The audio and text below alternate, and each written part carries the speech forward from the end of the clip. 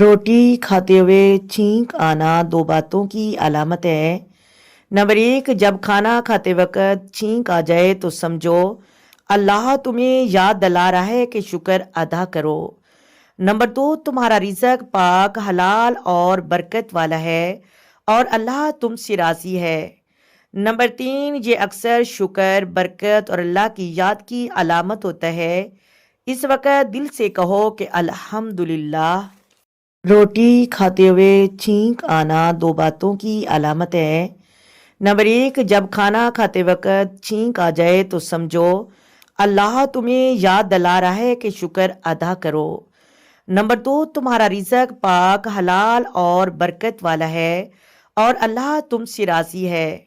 Number 3، یہ اکثر شکر، برکت اور اللہ کی یاد کی علامت ہوتا ہے۔ اس وقت دل سے کہو کہ الحمدللہ۔